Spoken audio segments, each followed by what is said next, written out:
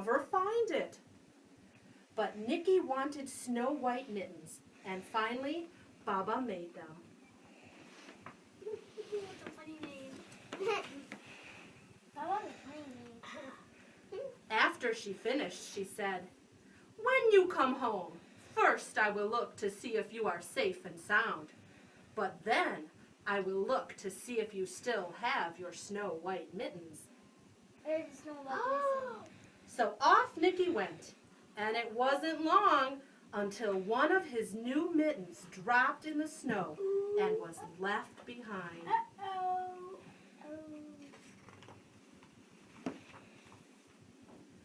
A mole, tired from tunneling along, discovered the mitten and burrowed inside. It was cozy and warm and just the right size, so he decided to stay. Now Bunny's coming. I have that book at my house. A snowshoe rabbit came hopping by. He stopped for a moment to admire his winter coat. It was then that he saw the mitten, and he wiggled in, feet first. The mole didn't think there was room for both of them, but when he saw the rabbit's big kickers, he moved over. So now they're both inside the mitten. Now there's three. What do you think's coming next? Porcupine. Let's see what it is. It's a porcupine. Next, a hedgehog came snuffling along. Having spent the day looking under wet leaves for things to eat, he decided to move into the mitten and warm himself. The mole and the rabbit were bumped and jostled, but not being ones to argue with someone covered with prickles, they made room. They all fit in the owl. Next is going to be the owl. Yeah. As soon as the hedgehog disappeared into the mitten, a big owl, attracted by the commotion, swooped down. When he decided to move in also, the mole, the rabbit, and the hedgehog grumbled.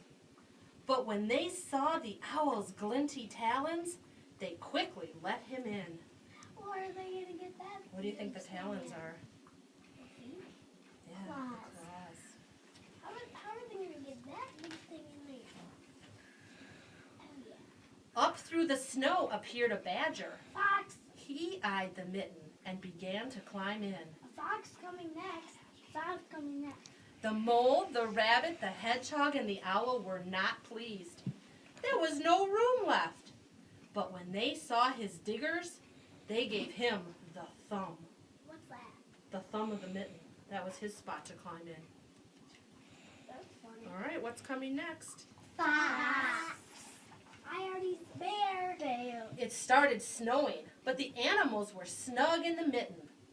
A waft of warm steam rose in the air, and a fox trotting by stopped to investigate. Just the sight of the cozy mitten made him feel drowsy. How's he going to get in? The fox poked his muzzle in. When the mole, the rabbit, the hedgehog, the owl, and the badger saw his shiny teeth, they gave the fox lots of room. Bear on it. How is he going to A great bear lumbered by. He's not going to get in there. He spied the mitten all plumped up. Not being one to be left out in the cold, he began to nose his way in. The animals were packed in as tightly as could be. But what animal would argue with a bear? A mouse. Mouse. Mouse next. Think it's a mouse next? Yeah, I think know you're what right. Eat it. Along came a meadow mouse, no bigger than an acorn. She wiggled into the one space left and made herself comfortable on the top of the great bear's nose. Now the boy's going to find them. The bear, tickled by the mouse's whiskers, gave an enormous sneeze. Achoo! Watch your sneeze. The force of the sneeze shot the mitten up into the sky and scattered the animals in all directions.